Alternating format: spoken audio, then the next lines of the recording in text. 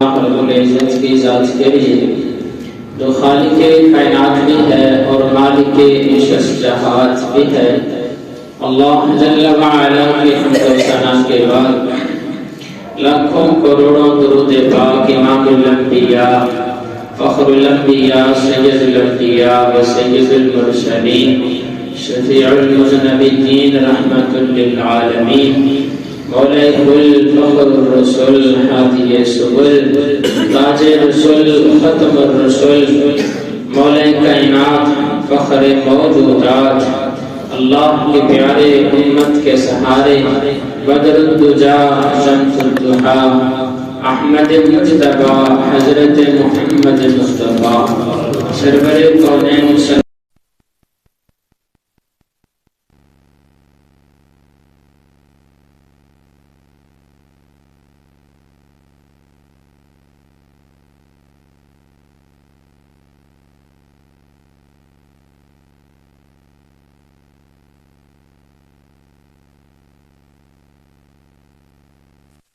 آیت کریمہ تلاوت کی ہے۔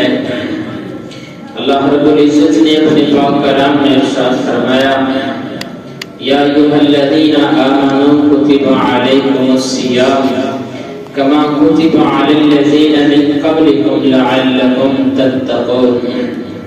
اللہ تعالی ارشاد فرماتے ہیں اے ایمان والو، اللہ رب العزت نے یہاں ایمان والوں کو خطاب فرمایا۔ ویسے تو اللہ رب العزت کی بہت ساری مخلوقات ہیں، لیکن یہاں پر صرف اور صرف ایمان والوں کو اللہ کا خطاب ہے۔ میرے اللہ نے اگر نماز کا حکم دیا تو یا ایھا الذین آمنوا فقرا اسی لفظ سے یاد کیا، اور اگر اللہ نے روزے کے احکامات دیے ہیں تو بھی اللہ نے یا ایھا الذین آمنوا کے لقب سے نوازا ہے، اور اگر اللہ نے زکوٰۃ دینے کا حکم فرمایا تب بھی یا ایھا الذین آمنوا کے ٹائٹل سے پکارا۔ اگر اللہ نے عدل و انصاف کی بات کی ہے تب بھی یا ایھا الذین آمنوا کہہ کے پکارا ہے۔ اگر جمعہ کی نماز کی تاکید کی ہے تب بھی یا ایھا الذین آمنوا اے ایمان والوں کے لقب سے یاد کیا۔ اگر درود پاک کے گجرے نچھاوت کرنے کا حکم فرمایا تب بھی یا ایھا الذین آمنوا کے لقب سے یاد کیا، اور اگر امت کو برے کاموں سے روکنے، شیطانی اعمال سے روکنے کا حکم دیا تب بھی یا ایھا الذین آمنوا کے لقب سے یاد کیا۔ اگر قرآن مجید پر اور دیگر آسمانی کتب ہیں ان پر ایمان لانے کی باری آتی ہے تب بھی یا ایھا الذین آمنوا کے لقب سے اللہ نے یاد کیا ہے۔ اگر وعدے کی باری آتی ہے، مواثیق کی باری آتی ہے تو اللہ نے تب بھی یا ایھا الذین آمنوا کے لقب سے یاد کیا ہے کہ اے ایمان والو، مختصر یہ کہ قرآن پاک کے اندر ایک دو تین جگہ پر نہیں، بے شمار جگہوں پر اللہ نے جو مخاطب کیا، باقی لوگوں کی جب باری آتی ہے تو اللہ فرماتے ہیں یا ایھا الناس، جب ایمان والوں کی باری آتی ہے تو اللہ تعالیٰ فرماتے ہیں یا ایھا الذین آمنوا اے ایمان والوں کے خوبصورت لقب سے یاد فرمایا ہے۔ کیا مطلب ہے اس کا؟ مطلب یہ ہے کہ انسان جو ہے نا وہ اپنی ذات پہ فخر نہ کرے، انسان اپنی ذات پہ فخر نہ کرے۔ ایمان والوں کیوں فرمایا؟ اللہ خود ہی فرماتے ہیں۔ اب اس کا جواب بھی اللہ نے آگے دیا، انسان اپنی ذات پہ فخر نہ کرے۔ اگر کوئی آرائی ہے، کوئی چٹھا ہے، کوئی چیما ہے، کوئی جٹ ہے، کسی برادری سے تعلق رکھنے والا ہے، وہ برادری بڑی ہونے کے اعتبار سے مات ترائے، مت فخر کرے، عربی اجمی ہونے پر فخر نہ کرے، اور اجمی عربی ہونے پر اور عربی اجمی ہونے پر، کوئی افریقی ہونے پر، کوئی یورپی ہونے پر، کوئی ہندوستانی ہونے پر مت ترائے۔ کیوں؟ اللہ تعالیٰ فرماتے ہیں کہ میں نے یہ جو تمہارے قبیلے بنائے ہیں، اللہ تعالیٰ خود ہی فرماتے ہیں نا اِنَّا جَعَلْنَاكُمْ شُعُوبًا وَقَبَائِلَ لِتَعَارَفُوا۔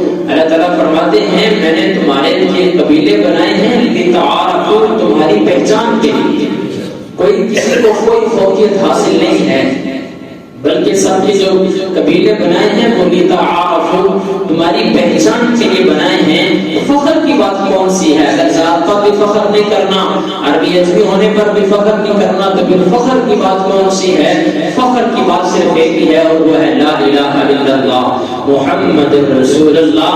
اللہ رب العزت نے اس بندے نے صدق کے دل کے ساتھ، یہ خلاص نیت کے ساتھ کلمہ توحید پڑھ لیا تو وہ ایمان کے سائے میں آ گیا، وہ ایمان کے سائبان کے نیچے آ گیا، تو کوئی بندہ یا ایھا الذین آمنو کہلانے کا مستحق ہے۔ اور حضرت سیدنا ابو بکر صدیق رضی اللہ تعالی عنہ سے لے کر مجھ گنہگار امتی تک تمام کو میرے اللہ نے یا ایھا الذین آمنو کے لقب سے یاد کیا ہے، اے ایمان والو کہہ کے پکارا ہے۔ مگر کتنے ستم کی بات ہے، افسوس اور پھر سخت افسوس کی بات ہے کہ جن لوگوں کو میرے اللہ نے یا ایھا الذین آمنو کے لقب سے، اس ٹائٹل سے بار بار یاد کیا، وہی لوگ آپس میں متنفر ہیں۔ آج سے کچھ پہلے یہی تاریخ پڑھ کے دیکھیں، تھوڑا سا پیچھے جائیں تو یہ مسلک جدا جدا نہیں تھی، ایک ہی مسلک تھا، لیکن وہاں سے پھر فرقے بنے ہیں، پھر فرقوں میں بٹ گئے ہیں۔ جب فرقوں میں تقسیم ہوئے، اہل سنت کو دیکھ لیں، وہ اپنی جگہ پر اپنی اپنی جماعتیں بنا کر تقسیم ہیں۔ اہل دیوبند کو دیکھ لیں، وہ اپنی اپنی جماعتیں بنا کر تقسیم ہو چکے ہیں۔ مسلک اہل حدیث کو دیکھ لیں تو وہ اپنی جگہ پر تمام فرقوں کے اندر، پھر جماعتوں کے اندر بٹ چکے ہیں۔ پھر جماعتیں جو ہیں ان کا آپس میں اختلاف ہے، پھر اس جماعت سے ہٹ کر ایک جماعت ہے، اس کے گروہ بن چکے ہیں، ان کا آپس میں اختلاف ہے، یہاں تک کہ اوپر سے لے کر ایک فیملی تک بھائی بھائی کا اختلاف ہے، بہن بہن کا اختلاف ہے، بیٹے کا باپ سے اختلاف ہے، باپ کا بیٹے سے اختلاف ہے۔ یہ ستم کی بات ہے، افسوس کی بات ہے۔ اللہ رب العزت نے تو سبھی کو ایک ٹائٹل سے یاد کیا، وہ یا ایھا الذین آمنو کا لقب سے یاد کیا ہے، اور میرے حضور کا فرمان بھی ہے المسلم اخو المسلم۔ میرے حضور نے فرمایا مسلمان تو مسلمان کا بھائی ہے، مگر یہ ہمیں فرقوں کے اندر، جماعتوں کے اندر، فیملی کے اندر جا کے ہمیں یہ ٹکڑے ٹکڑے کر کے رکھ دیا۔ یہ ٹکڑے کرنے والے کون ہیں؟ یہ یہود و نصارہ ہیں، ہندو ہیں، سکھ ہیں، مجوسی ہیں، غیر مسلم ہیں، غیر مذہب ہیں، جو اس امت کے ٹکڑے ٹکڑے کر کے، اس امت کو پاش پاش کر کے اسلام کو مٹانے کی کوشش کر رہے ہیں، لیکن یہ امت مٹنے والی نہیں ہے۔ کیوں؟ میرے حضور کا فرمان ہے وَلَقَدْ آتَيْنَاكَ سَبْعًا مِنَ الْمَثَانِي وَالْقُرْآنَ الْعَظِيمَ۔ پھر آگے فرمایا کہ فَقَدْ فَازَ فَوْزًا عَظِيمًا۔ میرے اللہ نے اس امت کو عظیم قرار دیا۔ کیا مطلب؟ میں اس کو تفصیل کے ساتھ، جیسے کہ یہ مہینہ آتا ہے تو اس مہینے کے آنے پر میرے حضور نے شعبان کی آخری شب کو خطاب کرتے ہوئے فرمایا یا ایھا الناس قد اذلکم شہر عظیم۔ میرے حضور نے فرمایا کہ میرے غلاموں دیکھو یہ رمضان مبارک کا مہینہ عظیم، شہر عظیم، عظمتوں والا مہینہ، عظیم عظمت سے ہے، عظمتوں والا مہینہ آ گیا۔ کیا مطلب؟ اس مطلب یہ ہے کہ اس مہینے کے مقابلے میں کوئی اور مہینہ نہیں ہے، یہ سب سے عظمتوں والا مہینہ آیا۔ پھر اللہ کی اپنی بات آتی ہے، اللہ پاک نے اپنے بارے میں فرمایا کہ وَهُوَ الْعَلِيُّ الْعَظِيمُ، اور وہ ذات بڑی عظمتوں والی ہے۔ کیا مطلب؟ اتنی بڑی عظمتوں والی ذات ہے کہ اللہ کی ذات کے مقابلے میں کائنات کے اندر کوئی بھی ذات نہیں ہے۔ اس کے حبیب کی باری آتی ہے تو فرمایا کہ وَإِنَّكَ لَعَلَىٰ خُلُقٍ عَظِيمٍ، اپنے حبیب کو بھی فرمایا کہ عظیم ہے، کس اعتبار سے؟ اخلاق کے اعتبار سے عظیم ہے۔ مطلب یہ ہے کہ کائنات کے اندر جتنی بھی دنیا آئی ہے، ساری کی ساری کائنات سے بڑھ کر اللہ رب العزت نے اگر کسی کو اخلاق عظیم عطا فرمائے ہیں تو اپنے محبوب کو عطا فرمائے ہیں۔ پھر اس کتاب کی باری آتی ہے، اللہ تعالیٰ خود ہی فرماتے ہیں وَلَقَدْ آتَيْنَاكَ سَبْعًا مِنَ الْمَثَانِي وَالْقُرْآنَ الْعَظِيمِ۔ پھر اس کتاب کو عظیم قرار دیا۔ کیا مطلب؟ کہ اس کتاب کے مد مقابل کائنات کے اندر کوئی بھی کتاب نہیں ہے۔ پھر امت کی باری آتی ہے تو امت کے بارے میں فرمایا کہ فَقَدْ فَازَ فَوْزًا عَظِيمًا، اس امت کو عظیم قرار دیا کہ اس امت کے مقابلے میں کائنات کے اندر کوئی بھی امت نہیں ہے۔ یہ امت تمام امتوں کی سردار ہے۔ اللہ پاک نے خود کہ دنیا سے زہری وصال فرمانے کا وقت آیا تو اللہ پاک نے خود ہی فرمایا تھا کہ میرے محبوب جب تک کہ آپ کے امتی جنت میں نہ چلے جائیں گے اس وقت تک کوئی امت جنت کے اندر نہیں جائے گی۔ اس امت کو اللہ نے تمام امتوں پر فضیلت بخشی، تمام امتوں کا سردار بنایا، مگر اس امت کے ٹکڑے ٹکڑے کرنے والا یہود و نصارہ ہیں، وہ کر رہے ہیں، وہ کرتے رہیں گے، وہ تب تک کرتے رہیں گے جب تک امت دوبارہ جہاد کی طرف نہیں آ جاتی۔ ان کا ایک ہی طریقہ ہے اور وہ جہاد ہے۔ اگر مسلمان آج بھی جہاد والے راستے پہ آ جائیں تو جتنا بھی کشمیر، یمن، شام، عراق، فلسطین کے اندر مسلمانوں پہ ظلم ہو رہا ہے یہ سب ایک لمحے کے اندر ختم ہو جائے گا، لیکن اس کے لیے شرط یہ ہے کہ مسلمانوں کو جہاد کی طرف آنا پڑے گا۔ حضرت سیدنا ابو بکر صدیق رضی اللہ تعالی عنہ نے فرمایا تھا کہ امت اس وقت خار ہو جائے گی، ذلیل ہو جائے گی جب امت جہاد کو چھوڑ دے گی۔ یہ کب سے ذلیل ہو رہے ہیں؟ تب سے ہم نے جہاد کو چھوڑا ہے، تب سے ہم ذلیل و خوار ہو رہے ہیں، ورنہ اللہ تو خود فرماتے ہیں وَاعْتَصِمُوا بِحَبْلِ اللَّهِ جَمِيعًا وَلَا تَفَرَّقُوا، اللہ فرماتے ہیں اللہ کی رسی کو مضبوطی سے تھام لو، وَلَا تَفَرَّقُوا، فرقوں میں نہ پڑو۔ یا اگر کوئی شخص ہنستے بستے گرانے کے اندر پوری فیملی کو آپس میں لڑا دے، آپس میں اختلافات پیدا کر کے ان کو آپس میں لڑا کے جدا جدا کر دیتا ہے، اس سے بڑا کمینہ لعنتی ملعون شخص کائنات میں کوئی نہیں ہے کہ ایک ہنستے بستے گرانے کو اس نے ٹکڑے ٹکڑے کر دیا تو پھر اس امت کے ٹکڑے ٹکڑے کرنے والا یہود و نصارہ مسلمانوں کا سردار نہیں بن سکتا۔ وہ کل بھی دشمن تھا، یہ باتیں میری نہیں ہے، اللہ کا قرآن کہتا ہے وہ کل بھی تمہارا دشمن تھا، آج بھی تمہارا دشمن ہے، میرا بھی ہمیشہ تمہارا دشمن رہے گا۔ اس کا ایک ہی علاج ہے، وہ الجہاد ہے، وہ الجہاد ہے۔ الجہاد الجہاد لبیک لبیک الجہاد الجہاد لبیک لبیک الجہاد الجہاد۔ امت کا اتحاد یہ وقت کی ضرورت ہے، امت کا اتحاد وقت کی ضرورت ہے، ایک قوم بن جانا وقت کی ضرورت ہے۔ امت جب تک اتحاد اختیار نہیں کرتی، جب تک متحد نہیں ہو جاتی، اس وقت تک کچھ نہیں ہو سکتا۔ سب سے پہلے متحد ہونا پڑے گا۔ عالم کفر یہود و نصارہ مسلمانوں کو خار کرنے کے لیے، مسلمانوں کو مٹانے کے لیے وہ مسلمانوں کے سامنے متحد ہو کر سیسا پلائی دیوار بن چکے ہیں، کسی نہ کسی طرح سے مسلمانوں کو ختم کر دیا جائے۔ جب تک امت مسلمہ اسلام کی طرف، دین کی طرف، شریعت کی طرف، قرآن کی طرف، میرے حضور کی سنتوں کی طرف نہیں پلٹتی، اس وقت تک کچھ نہیں ہو سکتا۔ ایک ہی حل ہے کہ میرے آقا علیہ الصلوۃ والسلام کی سیرت کی طرف پلٹنا پڑے گا، یہ ہے یا ایھا الذین آمنوا کہ ساری کی ساری امت متحد ہو جائے، ساری کی ساری امت اکٹھی ہو جائے۔ جب امت اکٹھی ہوگی تو جب امت اکٹھی تھی تب بھی مسلمانوں کی طرف کوئی میری آنکھ سے نہیں دیکھ سکا، جب امت اکٹھی ہو جائے گی تب بھی کوئی بات امت مصطفیٰ کی طرف کوئی میری آنکھ سے دیکھ نہیں سکتا۔ یہ ہے یا ایھا الذین آمنوا، اے ایمان والوں کے لقب سے تو اللہ رب العزت نے اس امت کو یاد فرمایا کہ تم لا الہ الا اللہ محمد رسول اللہ صلی اللہ تعالی علیہ وآلہ وسلم کو پڑھنے والے ہو، یہ فخر کی بات ہے ہمارے پاس۔ ذات برادریاں یہ فخر کی بات نہیں ہے، بلکہ یہ کلمہ توحید فخر کی بات ہے، فخر کی بات ہے۔ یہ آپ نے دیکھا ہوگا یا ایھا الذین آمنوا، اگر فرمایا کما کتب علیکم الصیام، تم پر روزے فرض کر دیے گئے ہیں۔ آپ کو پتا ہونا چاہیے کہ یہ روزہ سب سے پہلے جو اس امت پر تھا یہ صبح سحری سے لے کر افطاری کے وقت تک نہیں تھا، بلکہ یہ روزہ جو تھا یہ 24 گھنٹے کا روزہ تھا امت مصطفیٰ کا، 24 گھنٹے کا روزہ تھا۔ ایک صحابی رسول ہیں، میرے حضور کے غلام ہیں، روزہ رکھ لیا۔ اس پہلے قانون یہ تھا کہ مغرب کے وقت جس وقت ہم افطاری کرتے ہیں افطاری کے ساتھ ہی کھانا کھا لیا کرتے تھے اور اگلی سحری کا وقت اسی وقت شروع ہو جایا کرتا تھا۔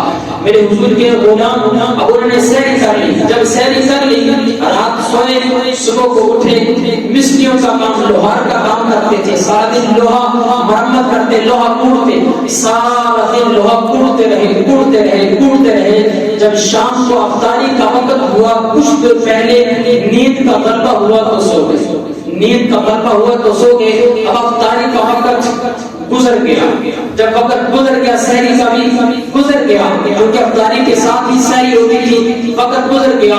آپ وقت گزرنے کے بعد سوئے رہے. جب جاگ آئی تو دیکھا ہو جس وقت میں نے سحری کرنی تھی افطاری کرنی تھی وہ وقت تو گزر گیا. اب جیسے ہی آنکھ کھلی تو صحابی رسول نے دوبارہ نیت کر لی اگلے روزے کی. آپ پھر سارا دن لوہے کی برکت کرتے تھے. سارا دن لوہا کوٹتے رہے. جب عین شام کا وقت ہوا صحابی بے خود ہو گئے, بے ہوش ہو گئے بھوک کی وجہ سے, پیاس کی وجہ سے. اب جب اگلا دوسرا روزہ آیا تو شام کا وقت تھا. جب شام کا وقت تھا افطاری کا وقت تھا. بے ہوشی کی حالت میں پڑے تھے, افطاری نہ کر سکے, اسی طرح پڑے رہے. جب آنکھ کھلی ٹائم دیکھا تو پتہ چلا دوبارہ پھر سحری کا وقت گزر چکا ہے. اب دوبارہ تیسرا دن آ گیا, پھر روزے کی نیت کر لی ہے. بلکہ بعد میں لکھا کہ جب تیسرا دن آیا تو وہ عین صبح اس وقت اب ہم سحری کرتے ہیں یہی وقت تھا. وہ صحابی جب بے ہوشی کی حالت سے بیدار ہوا تو جلدی سے اس نے کھانا شروع کر دیا, پینا شروع کر دیا. اب ہوا کیا, ادھر وہ صحابی کھا رہے ہیں پی رہے ہیں, ادھر مسلمانوں نے روزہ رکھا ہوا ہے. تو ادھر سے حضرت جبرائیل امین علیہ السلام پھر حضور کی بارگاہ ناز میں حاضر ہوئے. عرض کی یا رسول اللہ صلی اللہ تعالی علیہ وآلہ وسلم آپ کے غلام نے روزہ رکھا افطاری نہ کر سکا, پھر بے ہوشی کی حالت میں. پھر آج تیسرا دن تھا کہ پھر جلدی سے یہ صبح کا وقت ہے, سحری کا وقت تھا جس وقت ہم سحری کرتے ہیں. یہ صحابی نے جلدی سے کچھ کھا پی لیا ہے. میرے رب کا آج کا قانون بنا دیا گیا ہے کہ جس وقت اس صحابی نے سحری کی ہے امت مصطفیٰ قیامت تک اسی وقت سحری کرے. ایک صحابی کی وجہ سے میرے اللہ نے شریعت کا ضابطہ بدل ڈالا. افطاری کا وقت کوئی تھا, سحری کا وقت چینج ہوا صرف ایک صحابی کی وجہ سے. کیوں چینج ہوا؟ اس لیے کہ وہ صحابی یا ایھا الذین آمنوا کا مصداق تھا. ان کے دلوں میں نفرت نہیں تھی, ان کے دلوں میں بغض نہیں تھا, ان کے دلوں میں عداوت نہیں تھی. وہ چغلیاں نہیں کرتے تھے, وہ غیبتیں نہیں کرتے تھے, وہ جھوٹ نہیں بولتے تھے, وہ ناپ تول میں کمی نہیں کرتے تھے, رشوت اس کا لین دین نہیں تھا. تو یا ایھا الذین آمنوا کا مصداق بن کر میرے حضور کی غلامی میں سنت اور شریعت کے مطابق اپنی زندگی بسر کر رہے تھے. اس لیے جب بھی کسی صحابی سے کوئی قول اور فعل سے ایسا معاملہ ہوا تو میرے اللہ نے شریعت کو اس کے ضابطے میں ڈال کے امت کے لیے قانون بنا دیا. یہ صرف ایک صحابی کا واقعہ ہے, بے شمار صحابہ کرام کے اسی طرح کے واقعات ہیں. حضرت عائشہ صدیقہ رضی اللہ تعالی عنہا موضوع رہنے لگا. حضرت عائشہ صدیقہ رضی اللہ تعالی عنہا اب کیا تھا کہ غزوہ بنی مصطلق سے واپس پلٹے. اب راستے کے اندر قیام کیا, راستے کے اندر رکے ہوئے ہیں. اب رکے ہوئے تو رات کا وقت تھا. میرے حضور نے فرمایا کہ یہاں پر پڑاؤ ڈالو, قیام کرو, صبح کے وقت آگے سفر کریں گے. اب قیام کیا, رات گزری تو صبح کا جب وقت ہوا لوگ اذانیں دینے لگے. حضرت سیدنا ابو بکر صدیق رضی اللہ تعالی عنہ نے قافلے والوں کو جلدی سے تیار کیا, جلدی کرو بھی تیاری کرو, اگلی منزل پر پانی ہے, یہاں پر پانی نہیں ہے. اس وقت تیمم کا حکم نازل نہیں ہوا تھا. جلدی کرو, سواریاں تیار کرو. قافلہ تیار ہو گیا, صحابہ کرام سوار ہو گئے. اب حضور جانا صلی اللہ علیہ وسلم اپنے حجرہ مبارک کے اندر اپنے خیمے کے اندر تشریف فرما ہے. حضرت سیدنا ابو بکر صدیق رضی اللہ تعالی فرمایا کہ ٹائم کم ہے, اگلی منزل پر پانی ہے, نماز قضا ہو جائے گی. اب حضرت سیدنا ابو بکر صدیق میرے حضور کے خیمے کے اندر دیکھ گئے تو دیکھا حضرت اماں عائشہ صدیقہ رضی اللہ تعالی عنہا آرام فرما رہے ہیں. ابو بکر صدیق کی بیٹی تھی, میرے حضور کی زوجہ محترمہ تھی, آرام کر رہی ہیں. تو ابو بکر صدیق رضی اللہ تعالی عنہ گئے تو جا کر کمر پر اپنا انگوٹھا لگایا, کمر پر انگوٹھا لگایا.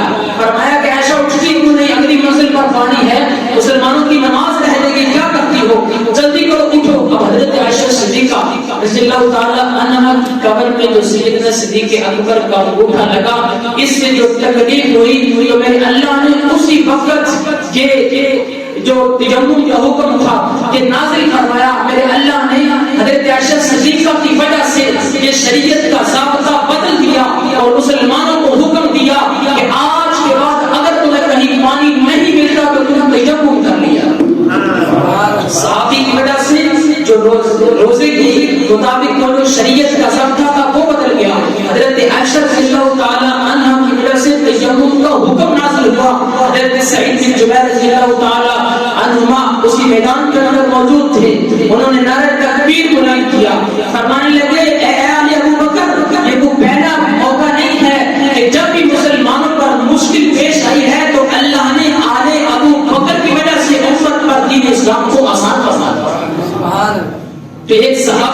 سے شریعت کا ضابطہ کیوں بدل ڈالا؟ اس لیے کہ ان کی زندگیاں سنت اور شریعت کے مطابق ہو رہی تھی.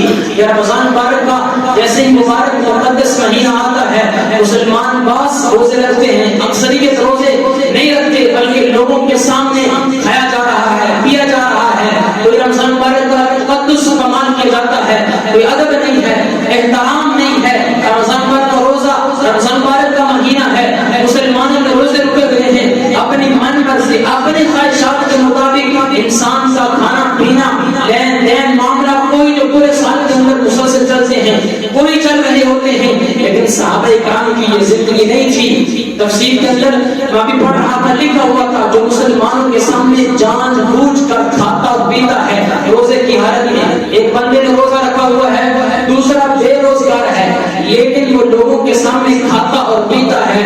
اس کے بارے میں روایت کے بعد فرمایا کہ ایسے بندے کو قتل کر دیا جائے وہ مسلمانوں کے سامنے کھا اور پی رہا ہے. اور ایک روایت میں ہے کہ جس بندے نے مسلمانوں کے سامنے کھایا اور پیا 9 لاکھ برس تک وہ جہنم کی آگ میں جلتا رہے گا. ایک روایت میں ہے کہ جس نے جان بوجھ کر مسلمانوں کے سامنے کھایا اور پیا وہ 6000 سال تک فرعون کے ساتھ جہنم کے اندر ڈالا جائے گا. یہ کتنی سختی ہے، اس لیے کہ رمضان مبارک کا مقدس مہینہ، مبارک مہینہ، رحمتوں والا مہینہ، برکات والا مہینہ، تجلیات والا مہینہ، عظمتوں والا مہینہ آ گیا ہے. اس کی قدر کریں، اس کا ادب کریں. اپنے بچوں کو بھی کھانے کے لیے اگر پیسے دینے ہیں تو اس طریقے سے دیں کہ بچے بازاروں کے اندر جا کر نہ کھائیں. اگر کچھ چیز کھانی ہے بچوں نے تو گھر کے اندر آگے کھائیں. جو مسلمان روزے دار ہیں ان کے سامنے بالکل نہ کھائیں. اس سے بچے اور پرہیز کریں. شیخ عبد القادر جیلانی محبوب سبحانی رحمۃ اللہ علیہ غنیۃ الطالبین کے اندر آپ فرماتے ہیں جس بندے کو رمضان لفظ نہیں ہے، رمضان لفظ ہے، شہر رمضان الذی انزل فیہ القرآن. رمضان کے مہینے کی جس بندے نے قدر رمضان فرماتے ہیں کہ جس بندے کو رمضان لفظ کی سمجھ آ گئی نا، سمجھ لو کہ وہ بندہ اس مہینے کی عظمت کو سمجھ گیا. رمضان کی راہ بتاتی ہے کہ یہ رحمتوں والا مہینہ ہے. شیخ عبد القادر جیلانی فرماتے ہیں کہ رمضان کی راہ بتاتی ہے کہ رحمتوں والا مہینہ ہے. رمضان کی میم بتاتی ہے یہ مغفرت والا مہینہ ہے. رمضان کی دعا بتاتی ہے یہ ضامن جنت کا مہینہ ہے. رمضان کی الف بتاتی ہے کہ جو انس اور الفت والا مہینہ ہے. رمضان کی نون بتاتی ہے یہ نورانیت والا مہینہ ہے. جس بندے کو یہ لفظ سمجھ میں آ گیا تو سمجھ لو کہ وہ بندہ رمضان مبارک کی عظمت کو سمجھ گیا، اس کی رفت اور مقام اور شان اور ادب اور اکرام کو سمجھ گیا. ہمارے یہاں جب کوئی مہمان آتا ہے نا، کہ اللہ کا مہمان مہینہ ہمارے پاس آ رہا ہے، آج سے 2 دن یا 3 دن کی بات، آج سے ان کے تقریباً 6-7 دن پڑے ہیں. یہ رمضان مبارک کا مقدس مہینہ آ رہا ہے. جب ہمارے پاس کوئی مہمان آتا ہے نا تو ہم اس کی خاطر خواہ کتنا اکرام کرتے ہیں، ادب کرتے ہیں، احترام کرتے ہیں، اس کے شان شان اس کا استقبال کرتے ہیں، اس کے لیے طرح طرح کے لذیذ کھانے بنا کر اس کے سامنے رکھتے ہیں. تو وہ جو مہمان جب آتا ہے نا تو وہ بھی اس فیملی کے لیے اپنے قریبی رشتہ داروں کے لیے تحفے تحائف لے کر پھل لے کر مختلف چیزیں لے کر اپنے رشتہ داروں کے ہاں آتا ہے. اسی طرح اللہ کے لیے یہ مہینہ جو ہے یہ بھی جب امت مصطفیٰ کے پاس آتا ہے یہ انوارات کو لے کر آتا ہے، برکات کو لے کے آتا ہے، تجلیات الہی کو لے کر آتا ہے، رحمتوں برکتوں کو لے کر آتا ہے. ہمارا مہمان جب ہمارے پاس آتا ہے ہم اس کا اکرام کرتے ہیں. چلا جاتا ہے تو چلے جانے کے بعد جب واپس پلٹتا ہے نا اپنی فیملی کے اندر وہ جا کے بتاتا میں یہ تحفے لے کے گیا تھا، انہوں نے خود تو تکلیف برداشت کی لیکن میرا انہوں نے پورا ادب بھی کیا، اکرام بھی کیا اور میرے لیے طرح طرح کے لذیذ کھانوں کا انہوں نے اہتمام بھی کیا. وہ جا کے اس گھر کی تعریف و توصیف کرتا ہے کہ اللہ کا مبارک رحمتوں والا مہینہ ہمارے پاس آیا ہے، اس کا اکرام کریں، اس کا احترام کریں، اس کا ادب کریں. جب یہ مہینہ دوبارہ ختم ہوگا تو اللہ رب العزت کی بارگاہ ناز میں جائے گا، جا کر کہے گا پروردگار عالم محمد مصطفیٰ نے میرا اکرام بھی کیا ہے، ادب بھی کیا ہے، احترام بھی کیا ہے، استقبال بھی کیا ہے. اور یہ مہینہ جب مہمان آتا ہے آنے کے بعد چلا جاتا ہے، لیکن یہ جو رمضان مبارک کا مہینہ ہے آ کر چلا تو جاتا ہے لیکن اس امت کی بخشش کا ذریعہ بن جاتا ہے. تو تو اللہ رب العزت کا یہ رحمتوں اور برکتوں والا مہینہ ہمارے پاس آیا ہے تو اس کی قدر کریں. اللہ رب العزت کے حضور میں اللہ سے مانگیں اس ملک کی بقا کے لیے, اس ملک کی سلامتی کے لیے, سلامتی کے اداروں کے لیے, پاکستان کی سرحدوں کے لیے, افواج پاکستان کے لیے, جو بے روزگار ہیں ان کی رزق کے لیے. اللہ رب العزت کی رحمت کے دروازے کھلے ہیں. 11 مہینے ہم اللہ کی رحمت کو تلاش کرتے ہیں, کبھی صبح چاشت کے وقت میں, کبھی اشراق کے وقت میں, کبھی فجر کی نماز کے وقت, کبھی تہجد کے وقت اللہ کے حضور میں اپنے دامن کو پھیلا کر اللہ سے اللہ کی رحمت کو مانگتے ہیں. لیکن جیسے ہی اللہ کی رحمتوں والا مہینہ آتا ہے تو پھر اس مہینے کے اندر لوگ اللہ کی رحمت کو تلاش نہیں کرتے, بلکہ اللہ کی رحمت اس مہینے کے اندر لٹائی جاتی ہے, بارش کی طرح برسائی جاتی ہے. اس مہینے کے اندر رحمت تقسیم نہیں کی جاتی, 11 مہینے تقسیم کی جاتی ہے. اس بندے نے یہ اعمال کیے ہیں, اب اس بندے کو یہ اعمال کرنے کی وجہ سے اس بندے پر رحمت تقسیم نہ کی جائے, بلکہ اللہ رب العزت کے اس پیارے بندے نے یہ جو اعمال کیے ہیں تو اس بندے پر اللہ کی رحمت لٹائی اور برسائی جاتی ہے. اس لیے دیکھیں عبادت باقی کی عبادات ہیں, نماز بھی ہے, زکات بھی ہے, حج بھی ہے, صدقہ خیرات بھی ہے, تسبیح و تحلیل بھی ہے, باقی عبادات بھی ہیں. نماز کتنی اہم رکن ہے. میرے حضور نے فرمایا الصلاۃ عماد الدین, نماز دین کا ستون ہے. میرے حضور نے فرمایا کہ نماز میری آنکھوں کی ٹھنڈک ہے. حج کتنی بڑی عبادت ہے. میرے حضور نے فرمایا کہ جس پر حج فرض ہو پھر وہ حج ادا کرے. تو بندہ حج ادا کرتا ہے تو حج ادا کرنے سے وہ بندہ ایسے گناہوں سے پاک اور صاف ہو جاتا ہے جیسے آج ہی ماں کے پیٹ سے پیدا ہوا ہے. کتنی عظیم عبادت ہے. زکات دینا, زکات فرض ہو اللہ کے راستے میں زکات دینا کتنی عظیم عبادت ہے. صدقہ خیرات کرنا, تسبیح و تحلیل کرنا, یہ جتنی بھی عبادات ہیں ان کا تعلق ظاہر سے ہے. کوئی نماز پڑھے ہم دیکھ رہے ہوتے ہیں, کوئی زکات دے تو لینے والا ضرور دیکھ رہا ہوتا ہے, حج کرے تو لوگ ضرور دیکھ رہے ہوتے ہیں, صدقہ خیرات کریں لوگ ضرور دیکھ رہے ہوتے ہیں. لیکن روزہ ایک الہی ایسی عبادت ہے جس کا تعلق ظاہر سے نہیں ہے, لوگوں کو نظر نہیں آتا کہ اس بندے کا روزہ ہے کہ نہیں. اس کا تعلق انسان کے ساتھ, انسان کا اللہ کے ساتھ, اللہ کا انسان کے ساتھ یہ تعلق ہے. میرا مالک جانتا ہے کہ اس بندے کا روزہ ہے کہ نہیں ہے. یہ صرف روزہ ہی ایک ایسی منفرد عبادت ہے کہ میرا مالک جانتا ہے, کائنات کے اندر اور کوئی نہیں جانتا. لیکن جس بندے نے اخلاص سے نیت کے ساتھ اللہ کی رضا کے لیے روزہ رکھ دیا, اس کے بارے میں میرے حضور علیہ الصلوۃ والسلام نے ارشاد فرمایا الصوم لی وانا اجزا بہ. ہم باقی اعمال بھی کرتے ہیں, نماز پڑھتے ہیں, صدقہ و خیرات کرتے ہیں, تسبیح و تحلیل کرتے ہیں, درود و سلام کے پھول نچھاور کرتے ہیں, جتنی بھی عبادت کرتے ہیں, باقی عبادات کے وقت اللہ کے فرشتوں کی کرامن کاتبین کی ڈیوٹی ہے. وہ لکھتے ہیں کہ یا اللہ انہوں نے یہ نیکی کی ہے, یہ نیکی کی ہے, یہ نیکی کی ہے. باقی تمام عبادات پر فرشتے لکھتے ہیں. لیکن جب روزے کی باری آتی ہے تو میرے حضور کا فرمان عالی شان ہے الصوم لی وانا اجزا بہ. میرے حضور فرماتے ہیں اس بندے نے روزہ میرے لیے رکھا ہے, اب میں خدا ہی اپنی شان کے مطابق اپنے اس بندے کو اجر عظیم عطا کروں.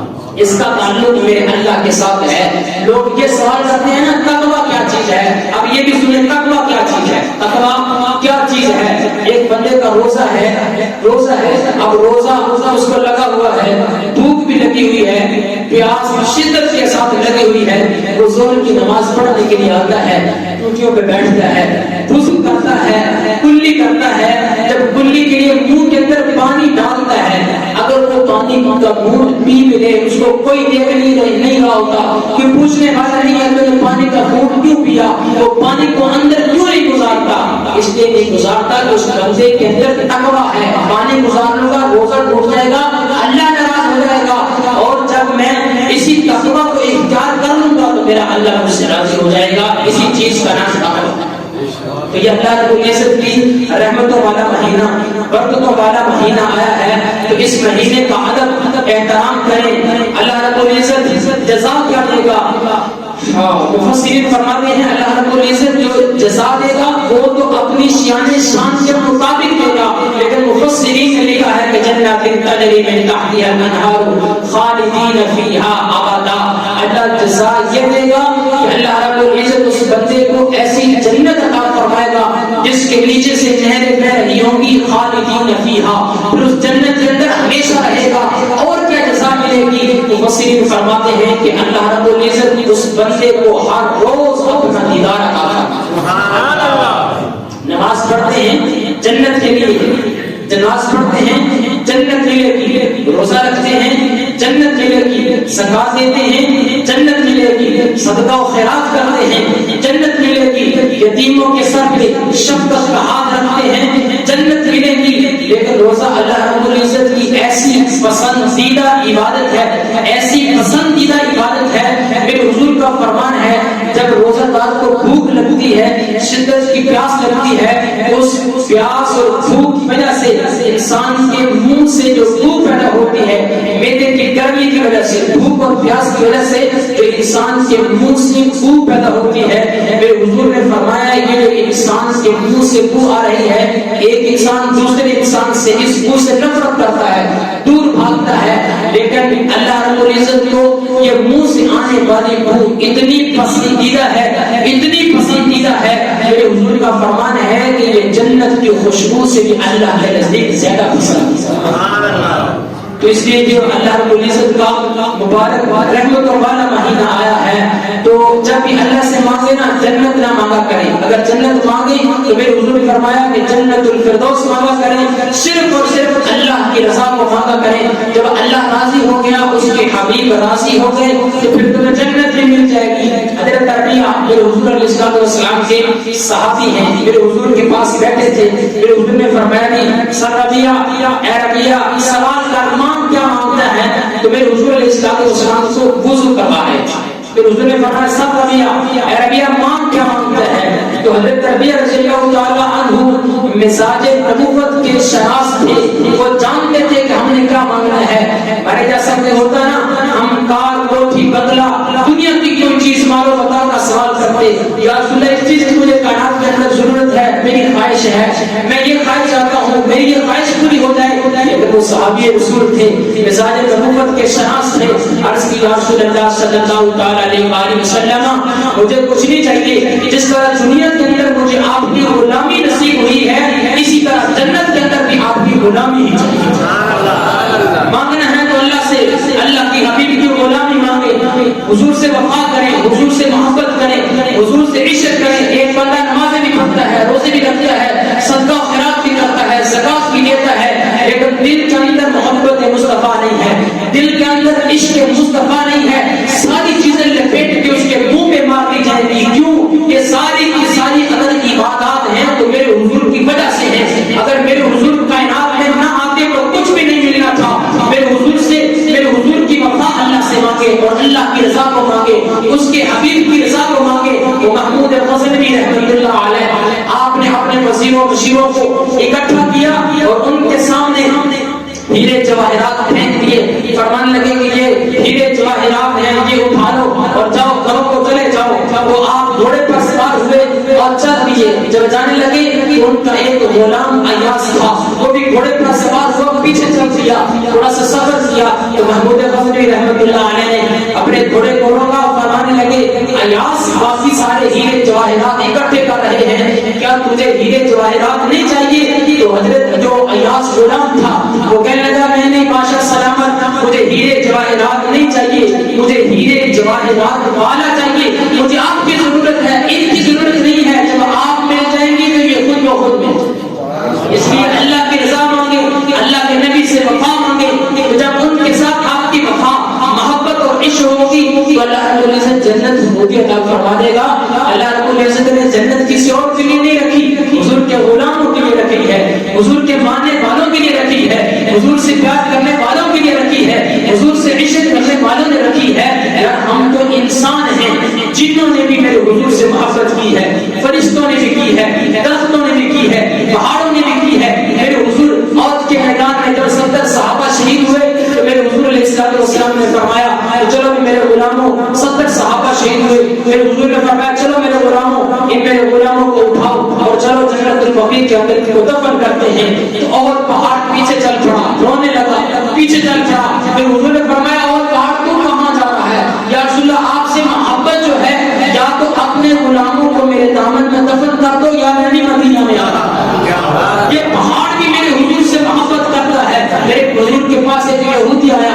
یہودی آپ کہتا ہے میں تب آپ کو اللہ کا نبی مانوں گا جب یہ درخت چل کر آپ کے قدموں میں آئے. پھر حضور نے یہ بھی فرمایا کہ درخت ادھر آ. پھر حضور نے فرمایا جا یہودی درخت سے کہہ تجھے آمینہ کے لال بلا رہے ہیں. یہودی جاتا ہے اس درخت سے کہا کہ تجھے آمینہ کے لال بلا رہے ہیں. جو درخت اپنی جڑوں سے نکلا میرے حضور کی بارگاہ میں آ گیا. ایک وہ مردہ کو ہے, مردہ کو مری ہوئی کو ہے بدو نے سامنے پھینک دی. کہنے لگا آ کر یہ گو اٹھ پڑے کہ ابھی زندہ ہو جائے تو میں آپ کے مان لوں گا. گو نے بھی میرے حضور سے محبت کی. میرے حضور نے اس کو فرمایا, اس کو مخاطب کر کے جب جملہ بولا تو گو مردہ گو کی اپنا سر اٹھایا. کہنے لگی لبیک لبیک وسعدیک یا رسول اللہ صلی اللہ علیہ وسلم, یا رسول اللہ میں حاضر ہوں. گو نے بھی میرے حضور سے محبت کی ہے, درختوں نے میرے حضور سے محبت کی ہے, پہاڑوں نے میرے حضور سے محبت کی ہے. حضرت سیدہ حلیمہ سجد فرماتی ہیں جب یہ لال میری گود میں میرے پاس رہا کرتا تھا تو